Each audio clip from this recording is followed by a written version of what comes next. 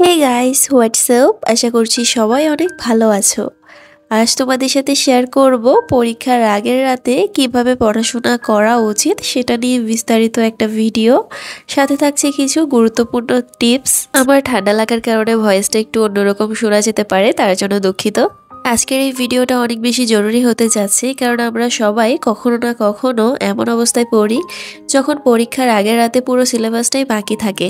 তাহলে অল্প সময় কিভাবে কার্যকরভাবে পড়া যায়, মাথায় বেশি কিছু ধরে রাখা যায়, আর পরের দিন এক্সাম হলে কেমনভাবে কনফিডেন্ট থাকা যায়, এ নিয়ে আজকের এই ভিডিও। চলো শুরু করি। প্রথম টিপস হচ্ছে এনভায়রনমেন্ট রেডি করো।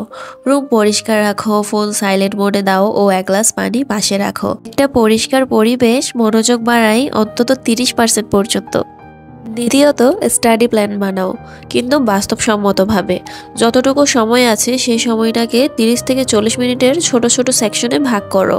যেমন 30 মিনিট পড়া প্লাস 5 মিনিট রেস্ট। এতে ব্রেন ক্লান্ত হয় না এবং ফোকাস থাকে। এখন আসি মূল বিষয়ে, অল্প সময়ে কিভাবে পড়া যায়।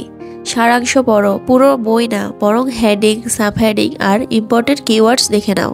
শর্ট নোট বানাও, নিজের ভাষায় 1-2 লাইন করে ছোট ছোট লিখো। এটা মনে রাখা যায় সবচেয়ে কার্যকর। প্রশ্ন দেখে পড়ো, আগের বছরের প্রশ্ন অথবা গাইডের পেছনে যে প্রশ্নগুলো আছে সেগুলো পড়ো। এতে ইম্পর্টেন্ট অংশে সময় দেওয়া যায়। মাইন্ড গ্যাপ বা রিভিশন চার্ট তৈরি করো, রঙিন কলম দিয়ে বিষয়গুলো সংক্ষেপে আঁকো। পড়ার সময় জোরে উচ্চারণ করো, এতে মনে রাখার হার প্রায় দ্বিগুণ হয়। এখন বলি সেই গুরুত্বপূর্ণ বিষয়, এক্সামের আগের রাতে কি করা উচিত নয়। এটা আমরা অনেকেই জানি না। প্রথমত হচ্ছে রাত জেগে পড়া, এতে ব্রেন ফ্রেশ থাকে না। হঠাৎ করে নতুন চ্যাপ্টার ধরো না, এটা কনফিউশন বাড়ায়। বেশি চিন্তা করো না, বরং হালকা ব্রিদিং প্র্যাকটিস করো। 6 থেকে 7 ঘন্টা ঘুম নিশ্চিত করো। সকালে উঠে শুধু নোট রিভিশন করো, নতুন কিছু নয়। হালকা নাস্তা খাও, পানি খাও আর নিজের উপর বিশ্বাস রাখো। তাহলে দেখতেই পেয়েছো, এভাবেই পরীক্ষার আগের রাতে অল্প সময়েও স্মার্টভাবে পড়া সম্ভব।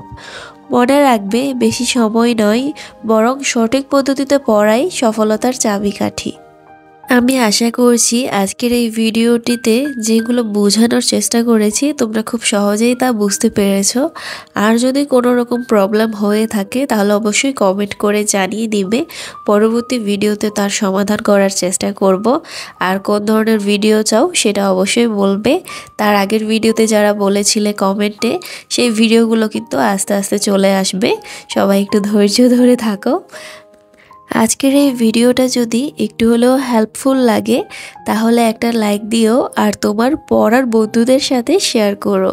কমেন্টে জানাও তুমি সাধারণত কিভাবে পরীক্ষার আগের রাতে পড়ো। See you in the next video. Till then study smart and stay positive. Thank you. আল্লাহ হাফেজ।